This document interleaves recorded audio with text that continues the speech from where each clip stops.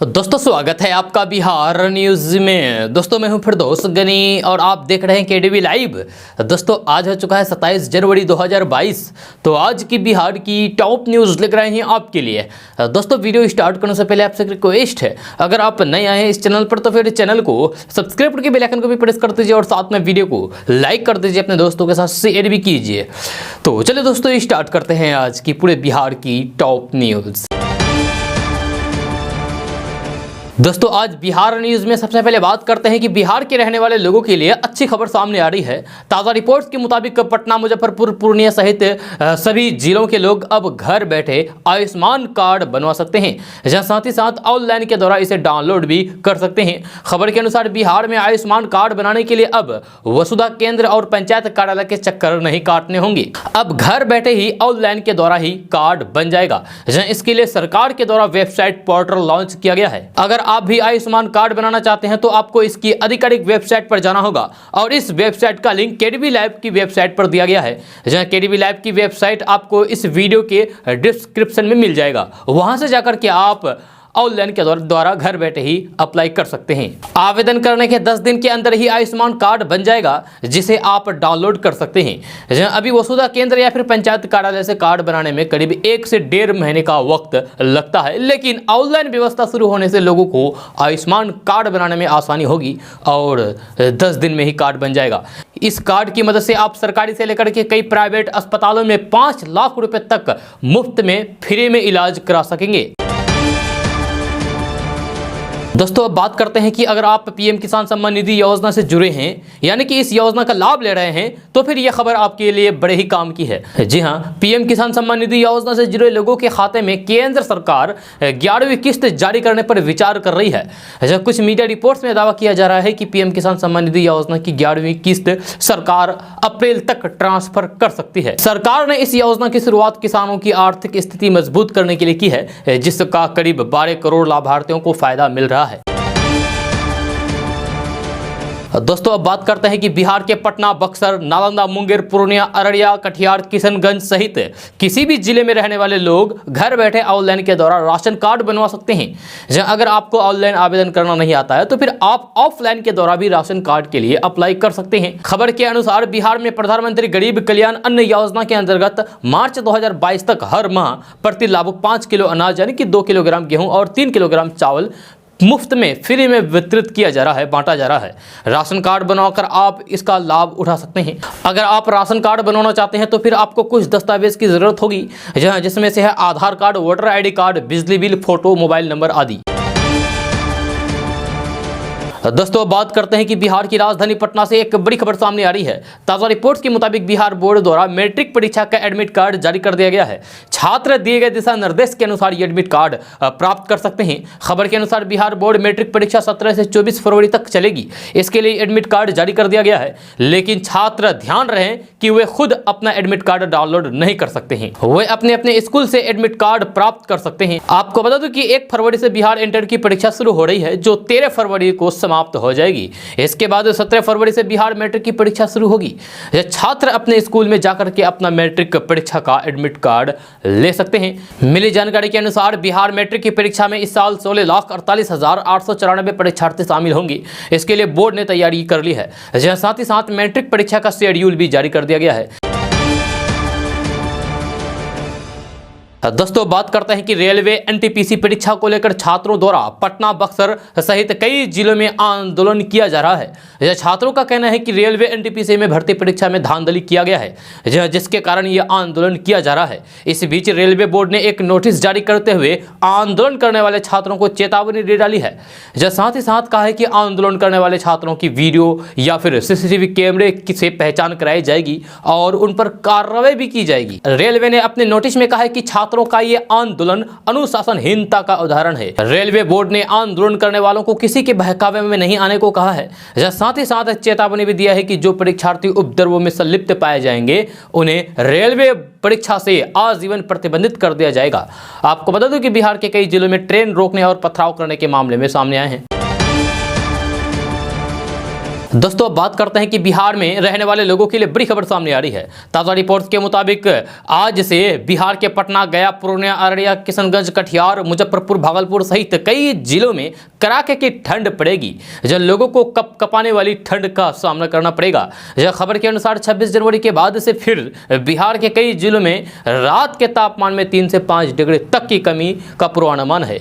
इससे लोगों को ठंड का सामना करना पड़ेगा तथा प्रतिदिन काम पर जाने वाले लोगों को परेशानी भी होगी। आपको बता दें कि बिहार में पछुआ और उत्तर पछुआ हवा का प्रभाव तेजी से हो रहा है। मौसम वैज्ञानिकों की माने तो अगले 2 दिनों तक हल्के से मध्यम स्तर का कोहरा बिहार के उत्तर पश्चिमी, उत्तर मध्य और दक्षिणी पश्चिमी और दक्षिणी मध्य भागों में दिखाई देगा। जहां वहीं जनवरी के अंत तक लोगों को ठंड से राहत मिलने की उम्मीद नहीं है। दोस्तों बात करते हैं कि बिहार के बक्सर जिला में बड़ा हादसा हो गया है। झंडोत्तोलन के दौरान करंट लगने से 4 बच्चे झुलस गए हैं। जब बक्सर जिला के इटारी प्रखंड मुख्यालय के नाथपुर प्राथमिक स्कूल में बड़ा हादसा हो गया। झंडोत्तोलन के दौरान लोहे की पाइप बिजली के तार पर गिर जाने से वहां खड़े 4 बच्चे करंट लगने से झुलस गए हैं। इसके बाद वहां चीख पुकार मच गई। जी हाँ, आनंद फानन में 4 बच्चों को सदर अस्पताल लाया गया, जहां इलाज के दौरान 1 बच्चे की मौत हो गई। 3 अन्य बच्चों का इलाज चल रहा है। इस घटना से आक्रोशित लोगों ने सड़क जाम कर दिया। दोस्तों अब बात करते हैं कि 73वें गणतंत्र दिवस के मौके पर बुधवार को पटना के गांधी मैदान में राज्यपाल फागू चौहान ने ठीक 9 बजे ध्वजारोहण किया। जहां उनके साथ समारोह में मुख्यमंत्री नीतीश कुमार, उप मुख्यमंत्री तारकिशोर प्रसाद, उप मुख्यमंत्री रेणु देवी समेत सांसद, मंत्री, विधायक, विधान परिषद, विभिन्न विभागों के वरिष्ठ अधिकारी मौजूद थे।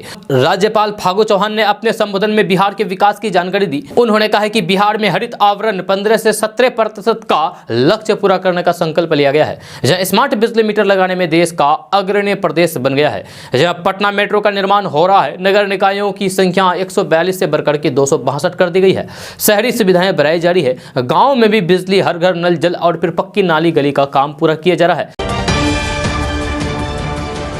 दोस्तों बात करते हैं कि गोरखपुर मेडिकल कॉलेज में 2017 में कथित रूप से ऑक्सीजन की कमी के कारण कई बच्चों की मौत हो जाने की घटना से सुर्खियों में आए बाल रोग विशेषज्ञ डॉक्टर काफिल खान गोरखपुर सदर सीट से उत्तर प्रदेश के मुख्यमंत्री योगी आदित्यनाथ के खिलाफ चुनाव लड़ सकते हैं। काफिल खान ने मंगलवार को बातचीत में कहा है कि मैं गोरखपुर से मुख्यमंत्री योगी आदित्यनाथ के खिलाफ चुनाव लड़ सकता हूं।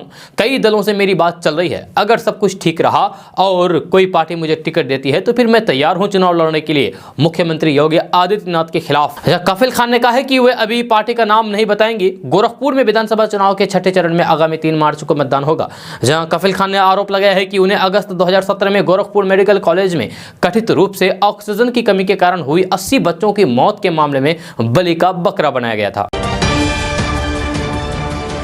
दोस्तों बात करते हैं कि सोमवार से पटना समेत बिहार के कई जिलों में शुरू हुए छात्रों के आंदोलन को लेकर लोगों की परेशानी बढ़ी हुई है। रेल यात्रियों के लिए भारी फजीहत की स्थिति है तो वहीं पटना में आम लोग भी इससे परेशान हो रहे हैं। ऐसे में पटना जिला प्रशासन ने ऐसे कोचिंग संस्थानों के ऊपर नकेल कसने की तैयारी शुरू कर दी है जो कहीं ना कहीं छात्रों को उकसा रहे हैं। पटना के डीएम चंद्रशेखर सिंह ने कहा है कि ऐसे कोचिंग संस्थान हमारे रडार पर है जो छात्रों को भड़काने का काम कर रहे हैं। सूत्रों की माने तो छात्रों के समर्थन में बयान देने वाले पटना के खान सर भी जिला प्रशासन की रडार पर है और उनके खिलाफ भी एक्शन हो सकता है। आपको बता दें कि राजेंद्र नगर टर्मिनल को करीब 5 से 6 घंटे तक रेलवे की छात्रों ने जाम किया था, जिसके बाद पटना के डीएम ने कहा कि लोग विधि व्यवस्था बनाने की कोशिश लगातार कर रहे हैं। कई कोचिंग संस्थानों पर एफआईआर दर्ज किया जा रहा है और इसमें खान सर का भी नाम शामिल है। खबर के मुताबिक खान सर लगातार छात्रों के समर्थन में आ रहे थे। डीएम ने कहा है कि जो भी छात्रों को आक्रोशित करेगा उस पर कार्रवाई होगी। डीएम ने कहा है कि कई छात्रों पर एफआईआर दर्ज कराई गई है और वीडियो फुटेज के माध्यम से सभी को चिन्हित किया जा रहा है। दोस्तों अब बात करते हैं कि अयोध्या में संत जगत गुरु परमहंस दास ने चुनाव लड़ने का ऐलान किया है। मतदाता दिवस के मौके पर हवन पूजन करके मतदान का संकल्प कराते हुए संत परमहंस दास ने दावा किया है कि बीजेपी को समुचित प्रत्याशी नहीं मिल पा रहा है। ऐसे में वे अयोध्या से चुनाव लड़ेंगे और संत समाज के उत्थान के लिए वे काम करेंगे। उन्होंने कहा है कि अगर योगी आदित्यनाथ यहां से चुनाव लड़ते तो उनका स्वागत करता, लेकिन गोरखपुर सदर से चुनाव लड़ने के ऐलान के बाद संत परमहंस दास ने चुनावी ताल ठोक करके सियासी सरगर्मी बढ़ा दी है।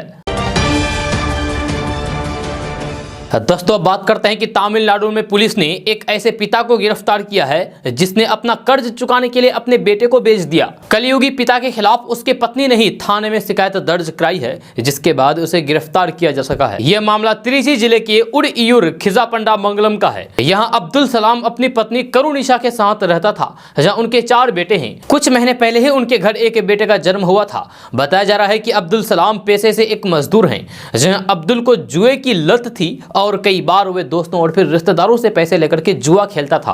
अब्दुल ने आरोकिराज नाम के एक शख्स से 8,000 रुपए लिए थे, उधार लिए थे।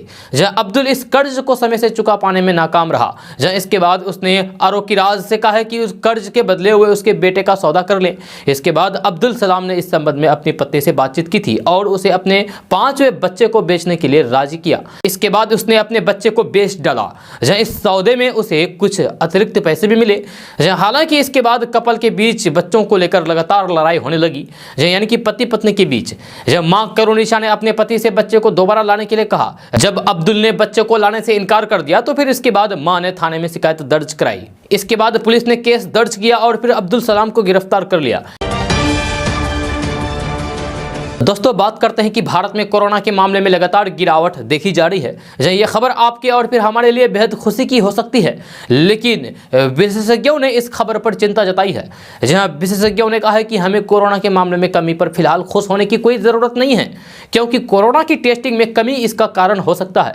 इसके अलावा कई लोग घर पर ही कोरोना टेस्ट कर रहे हैं, जिसकी वजह से सही आंकड़े सामने नहीं आ पा रहे हैं। आपको बता दूं कि पिछले कुछ दिनों से मुंबई, दिल्ली और बिहार में कोरोना के मामले तेजी से घटे हैं। दोस्तों बात करते हैं कि बिहार में राजधानी पटना से एक बड़ी खबर सामने आ रही है। ताजा रिपोर्ट्स के मुताबिक बिहार में अप्रशिक्षित शिक्षकों के वेतन में 15% वेतनमान की वृद्धि नहीं की जाएगी। ये जानकारी माध्यमिक शिक्षा निदेशक के द्वारा दी गई है। जब माध्यमिक शिक्षा निदेशक मनोज कुमार ने कहा है कि बिहार में अप्रशिक्षित शिक्षक मूल वेतन पर ही रहेंगे। माध्यमिक शिक्षा निदेशक मनोज कुमार ने कहा है कि राज्य में यानी कि बिहार में अप्रशिक्षित शिक्षक मूल वेतन पर ही रहेंगे और ऐसे शिक्षकों का 1 अप्रैल 2021 को प्राप्त मूल वेतन में 15% वृद्धि करके वेतनमान निर्धारित किया जाएगा। इसके लिए 1 जनवरी 2022 से कोई वेतन वृद्धि देय नहीं होगी। दोस्तों बात करते हैं कि रेलवे की परीक्षा में अनियमितता से गुस्साए छात्रों के विरोध प्रदर्शन को दबाने के लिए हुई पुलिसिया कार्रवाई के खिलाफ नेता से अभिनेता तक अपनी आवाज उठा रहे हैं, बुलंद कर रहे हैं। जब भोजपुरी फिल्म के अभिनेता खेसारी लाल यादव ने कहा है कि आज भी बिहार, यूपी के लोग अपने बाल बच्चों के पढ़ाई के लिए खेत तक बेच देते हैं और आज उनका बाल बच्चा सब पढ़ाई छोड़ करके नौकरी के हक के लिए इस कड़ाके के ठंड में सड़क पर शौक से तो नहीं उतरा होगा। हीटर रूम में बैठ कर की योजना किस काम का जब आप भारत के भविष्य का मजाक बना दी हैं। दोस्तों बात करते हैं कि स्मार्टफोन पर सबसे अधिक समय भारतीय बिताते हैं। जहां ये समय सिर्फ कॉल या फिर मैसेज तक ही सीमित नहीं है, बल्कि स्ट्रीमिंग और सोशल नेटवर्किंग वेबसाइट पर भारतीयों के समय व्यतीत करना लगातार बढ़ा है। जहां वहीं वर्क फ्रॉम होम ने मोबाइल डाटा और फिर इस्तेमाल को बढ़ा दिया है और आने वाले समय में ये ट्रेंड बढ़ता रहेगा, जारी रहेगा। जहां एरिक्सन की मोबिलिटी रिपोर्ट के अनुसार 2019 में भारत में औसतन 12 GB डाटा प्रति व्यक्ति इस्तेमाल करता था, जो 2020 और 2021 में लगातार ही जा रहा है। रिपोर्ट्स के अनुसार 2019 में जहां भारत में औसतन एक माह में 12 GB डाटा प्रति व्यक्ति प्रयोग करता है। रिपोर्ट्स के अनुसार 2019 में जहां भारत में औसतन एक माह में 12 GB डाटा प्रति व्यक्ति प्रयोग करता था, वहीं 2020 में यह आंकड़ा 13.5 GB डाटा प्रति व्यक्ति हो गया। 2021 में यह आंकड़ा 18 GB डाटा प्रति व्यक्ति हो गया। उत्तरी अमेरिका में जहां 2019 में प्रति व्यक्ति एक माह में 8 GB डाटा की खपत करता था, जो 2020 में बढ़कर के 12 GB हो गई। जहां 2021 में ये 14 GB का आंकड़ा पार कर गया। जब पश्चिमी यूरोप में जहां 2019 में 7.5 GB डाटा प्रति व्यक्ति एक माह में खपत की थी, जो 2020 में 11 GB से अधिक हो गया। 2020 में ये 5 GB हो गया। इस रिपोर्ट में कहा गया है कि भारतीय यूरोप और उत्तरी अमेरिका की तुलना में स्मार्टफोन में सबसे अधिक समय बिताते हैं, यानी कि स्मार्टफोन का उपयोग सबसे अधिक हम भारतीय ही करते हैं। दोस्तों बात करते हैं कि बिहार में सुशासन बाबू के नाम से मशहूर नीतीश कुमार के राज में पिछले कुछ दिनों से आपराधिक घटनाएं थमने का नाम नहीं ले रही है। इन घटनाओं से ऐसा लग रहा है कि बिहार का सुशासन से दूर का रिश्ता हो गया है। बीते दिनों की आपराधिक घटनाओं के बारे में बात करते भोजपुर की घटना के एक दिन बाद शनिवार को औरंगाबाद जिले के दाऊदनगर प्रखंड के नानहू बिघा घाट पर दिन दहाड़े गोलीबारी की घटना सामने आई। इससे पहले राजधानी पटना में बीते गुरुवार को पटना की सबसे बड़ी सर्राफा मंडी बाकरगंज में अब तक की सबसे बड़ी लूट हुई। इस जिसमें 14 करोड़ रुपए के जेवर केवल 15 मिनट में लूट कर भाग निकले।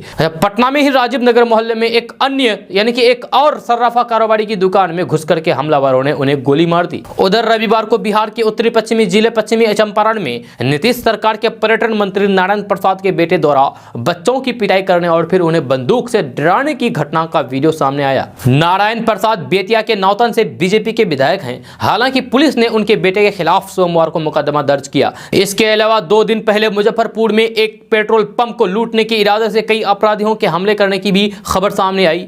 हालांकि पहले से ही मिली सूचना के चलते पुलिस की कार्रवाई में कई बदमाशों को गोली लगी और उनके साथ 4 और बदमाशों को मौके पर ही पकड़ लिया गया। ऐसा लग रहा है कि बिहार में नीतीश सरकार के चौथे कार्यकाल में बिहार की कानून व्यवस्था को चौतरफा चुनौतियां मिल रही है।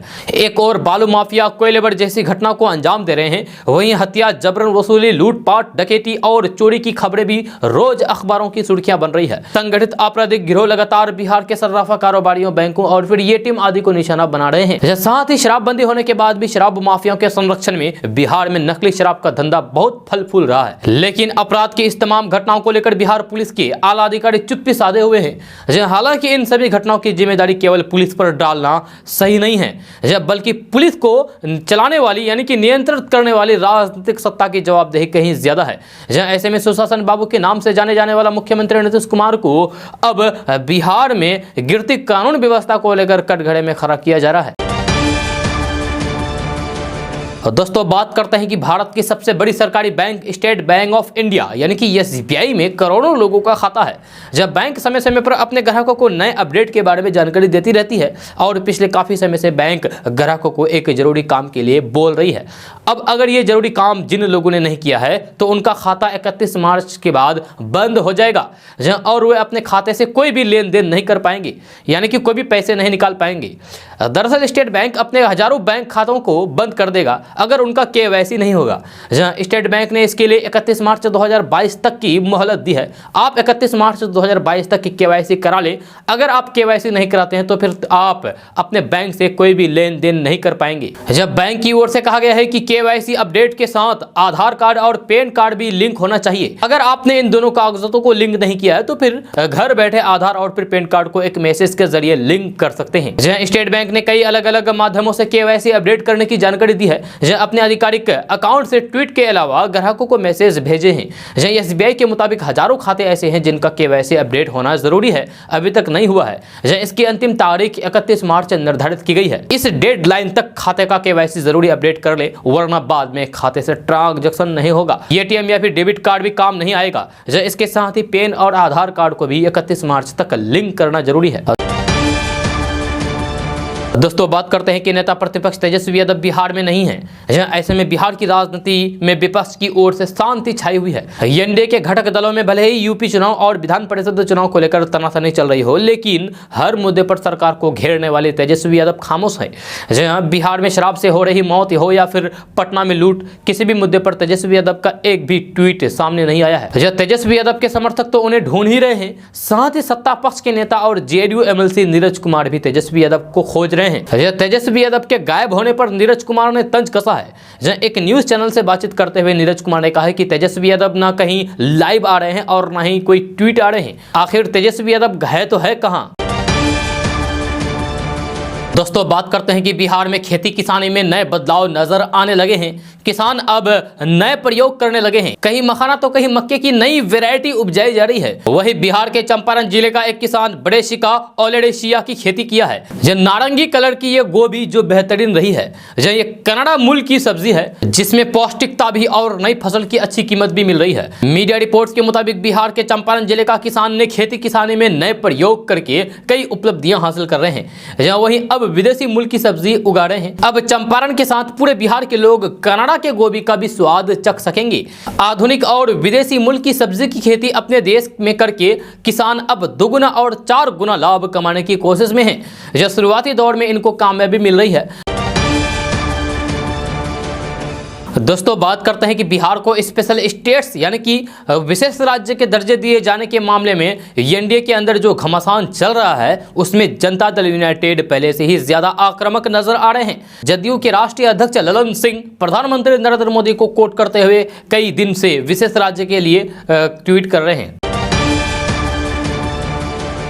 दोस्तों बात करते हैं कि ट्रेन में सफर करने के दौरान यात्रियों की सुविधा के लिए रेलवे प्रशासन ने कुछ नियम बनाए हैं, जिसकी जानकारी आपको जरूर होनी चाहिए।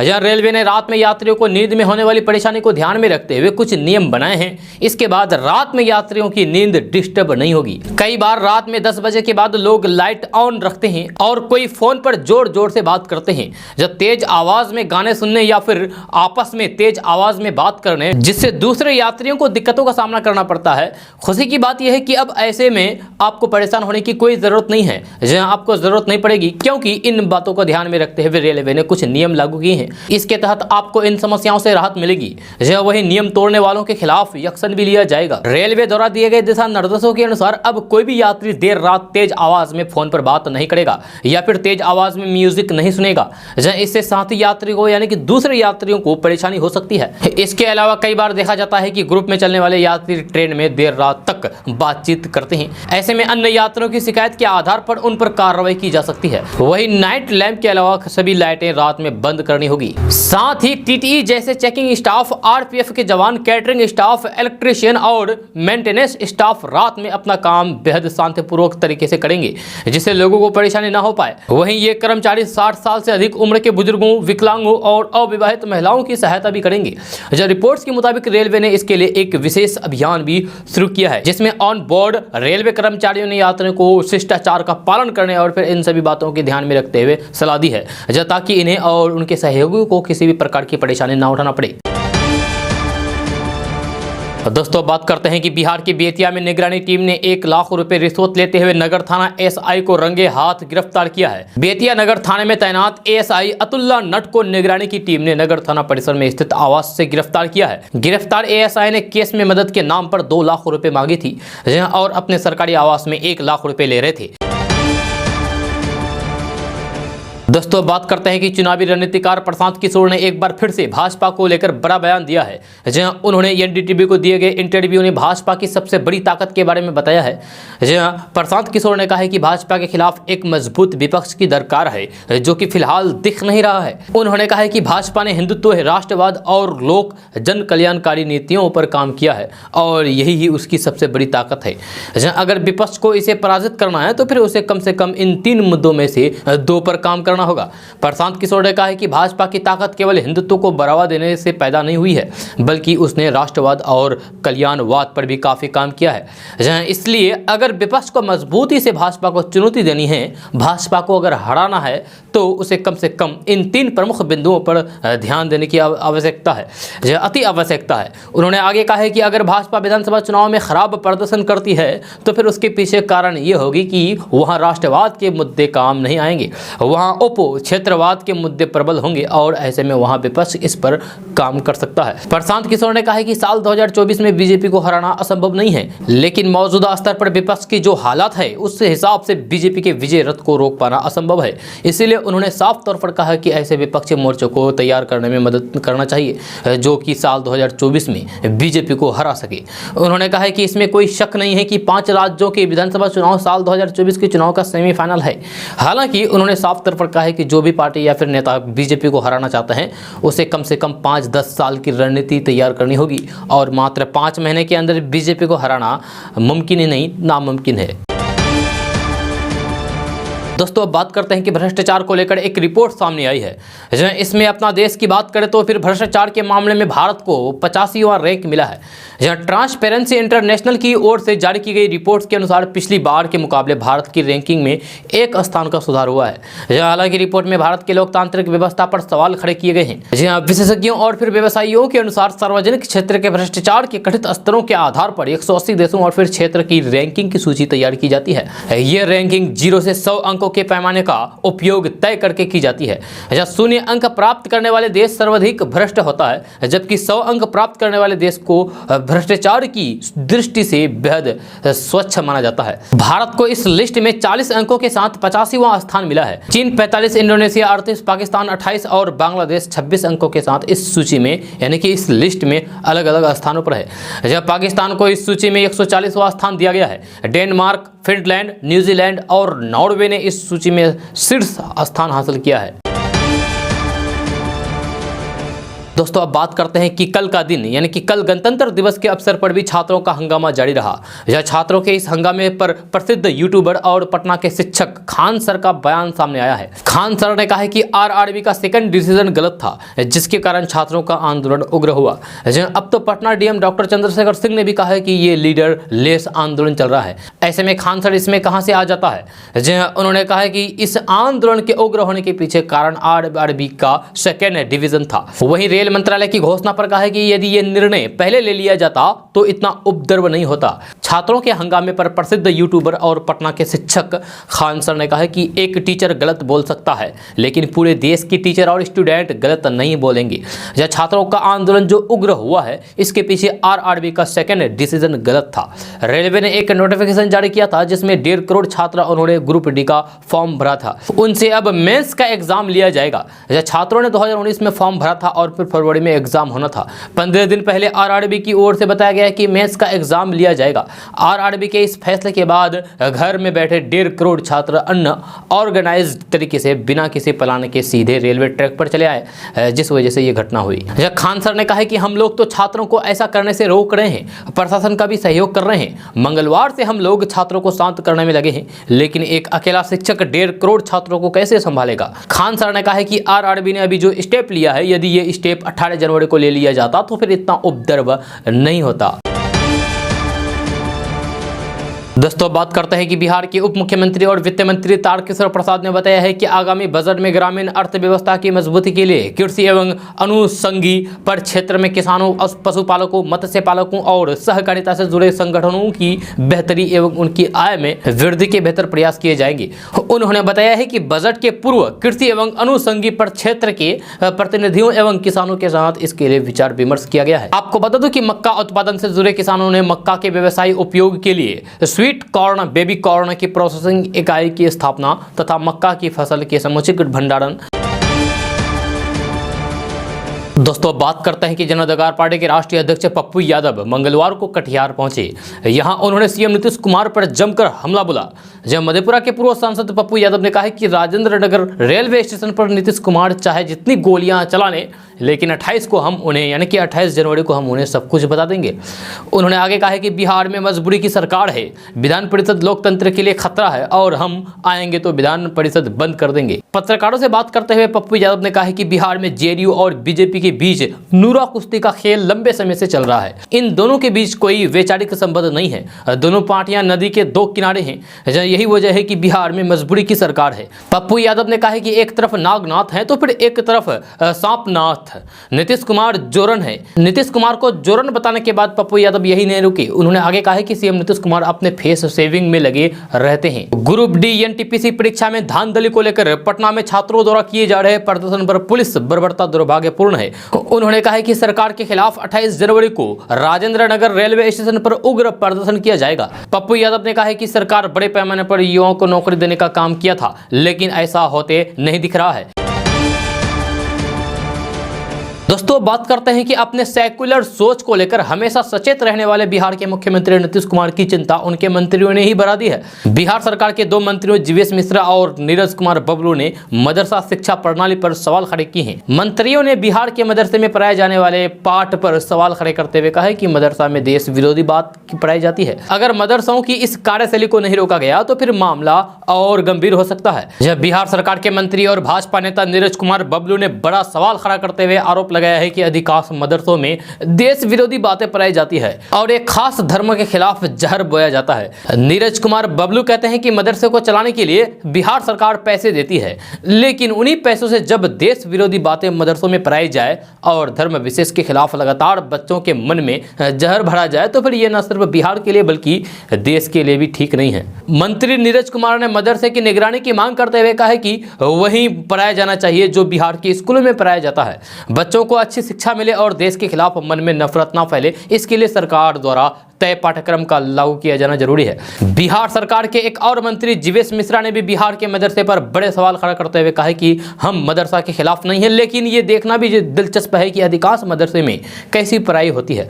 आखिर क्या वजह है कि जब भी कोई घटना घटती है तो फिर उसमें मदरसे का कोई ना कोई कनेक्शन जरूर निकलता है। जीवेश मिश्रा ने कहा है कि बिहार में कई मदरसे ऐसे हैं जिनमें देश विरोधी बातें पढ़ाई जाती है, बच्चों के मन में नफरत फैलाने वाली बात पढ़ाई जाती है। अगर इसे नहीं रोका गया तो फिर मामला और गंभीर हो सकता है। भाजपा नेता और मंत्रियों के बिहार के मदरसे को लेकर उठाए गए सवाल से जेडीयू नाराज हो गई है। जेडीयू के एमएलसी खालिद अनवर ने मदरसे का बचाव किया और भाजपा के उन मंत्रियों पर हमला बोला जो मदरसा पर सवाल उठा रहे हैं। खालिद अनवर ने कहा है कि जो नहीं जानते हैं कि मदरसे में कैसी पढ़ाई होती है वही इस तरह की नफरत भरी बातें कहते हैं। मदरसे में वही पढ़ाई होती है जैसे पढ़ाई दूसरे स्कूलों में होती है और लोगों से कैसे भाईचारा और अमन से रहें वो सिखाई जाती है। जो मन से बीमार हैं और एक खास धर्म के खिलाफ मन में नफरत रखते हैं वही लोग ऐसी बातें करते हैं। भाजपा कोटे के मंत्री के द्वारा मदरसे को लेकर लगाए गए गंभीर आरोप पर कांग्रेस एमएलसी प्रेमचंद मिश्रा ने नीतीश कुमार से सवाल पूछा है। उन्होंने कहा है कि नीतीश जी के मंत्रिमंडल के मंत्री मदरसे पर गंभीर सवाल खड़े कर रहे हैं, क्या इसमें उनकी भी रजामंदी है? अगर नहीं तो फिर नीतीश जी अपने मंत्रियों से इस बारे में जानकारी लें और फिर बिहार की जनता के सामने स्थिति स्पष्ट करें। मिश्रा ने कहा है कि मदरसे को लेकर भाजपा मंत्रियों का यह बयान बेहद गंभीर है और कांग्रेस इसका विरोध करती है। दोस्तों अब बात करते हैं कि व्हाट्सएप अकाउंट को और भी सुरक्षित बनाने के लिए इसमें अब एक और फीचर जुड़ने वाला है, जहां व्हाट्सएप में भी अब 2 स्टेप वेरिफिकेशन की सुविधा उपलब्ध हो जाएगी। यह फीचर सिर्फ डेस्कटॉप यूजर्स के लिए ही होगा तथा इसे इस्तेमाल करने या फिर ना करने की सुविधा भी यूजर्स को ही मिलेगी। जब फिलहाल अगर आप नए स्मार्टफोन के जरिए व्हाट्सएप पर लॉगिन करते हैं तो फिर ऐप आपसे एक 6 डिजिट का कोड मांगता है जो आपके रजिस्टर्ड मोबाइल नंबर पर भेजा जाता है। वहीं डेस्कटॉप लॉगिन के लिए आपको सिर्फ व्हाट्सएप वेब पर एक QR कोड स्कैन करना होता है और आप अपना अकाउंट लॉगिन कर पाते हैं। इसके लिए आपको किसी भी तरह की पिन की जरूरत नहीं होती है। वेब बेटा इन्फो की रिपोर्ट्स के मुताबिक डेस्कटॉप पर व्हाट्सएप चैट का एक्सेस बेहतर और सेफ करने में नया फीचर सहायक होगा। वेब बेटा इन्फो का कहना है कि व्हाट्सएप हर जगह 2 स्टेप वेरिफिकेशन को मैनेज करना आसान बनाना चाहता है, इसीलिए वे आने वाले अपडेट में डेस्कटॉप पर यह फीचर शुरू करने का काम कर रहे हैं। दोस्तों बात करते हैं कि पटना सहित सभी जिलों के लोगों को बिहार सरकार में अधिकारी बनने का मौका मिल रहा है। ताजा रिपोर्ट्स के मुताबिक बिहार लोक सेवा आयोग के द्वारा अपशिष्ट प्रबंधक पदाधिकारी के पदों पर भर्ती को लेकर नोटिस जारी किया गया है।